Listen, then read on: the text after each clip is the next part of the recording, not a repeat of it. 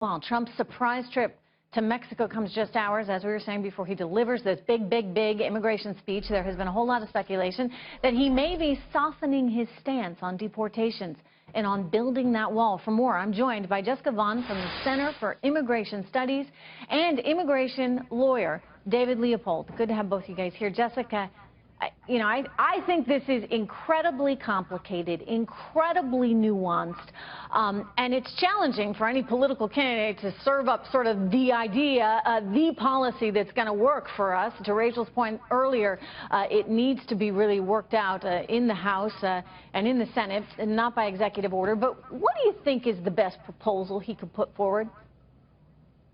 Well, certainly not a massive bill that everybody has to pass to find out what's in it, which was the approach of the Gang of Eight bill. What he needs to do is focus on the most urgent problem, which is the collapse of enforcement that has occurred under the Obama administration. And he needs to focus on shoring up border security, but also making sure that immigration laws are enforced in the interior. Okay, so in other words, we have all these laws right here on the books right now. Nothing actually needs to change. But David, no one's bothering to enforce them. Why not? Well, let's go with the facts, because those are always helpful. The law is being enforced, and we've had more deportations under President Obama than we've ever had before. That's why his own allies called him the deporter-in-chief. So I would point out, David, if you really want to talk facts, the deportations are actually near a 10-year low. So that's what we're actually seeing right now. Well, what we're actually seeing right now are enforcement priorities that focus on the worst people, that focus on felons, on dangerous felons, that focus on national security risks, that focus on people that want to do this country harm. The lion's share... How do they get in the first place, though? I mean, why are we allowing them in the first place so that then we have to deal with it? Look, the lion's share of the undocumented population, let's just be really clear here, are law-abiding good folk. They're American families.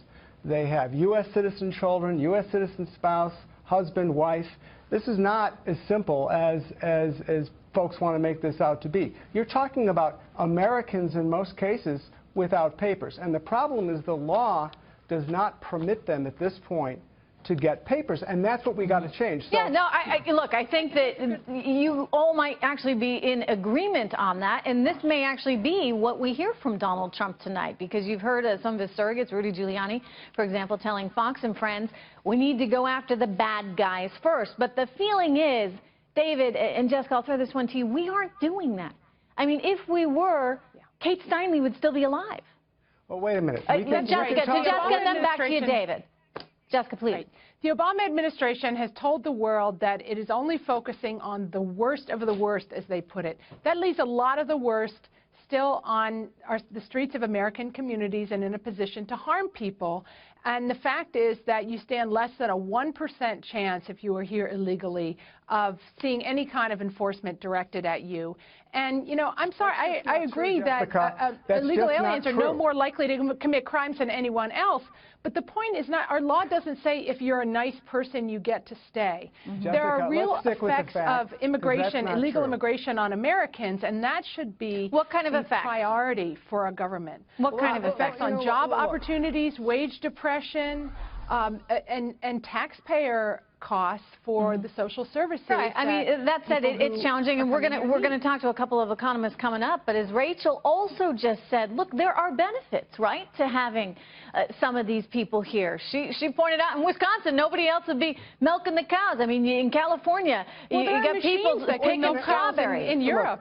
Look, let me get a word in here if I could. Our farms need to modernize so they're not dependent and addicted to cheap labor, because the cheap labor is very expensive. Okay. Which is exactly why we need to change their.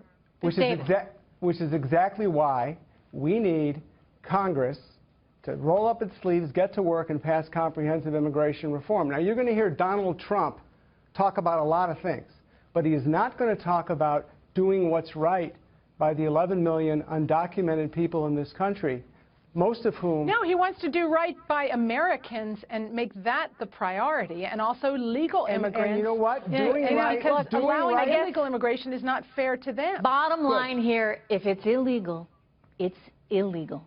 We're going to leave it there. Thank you so much, Jessica and David.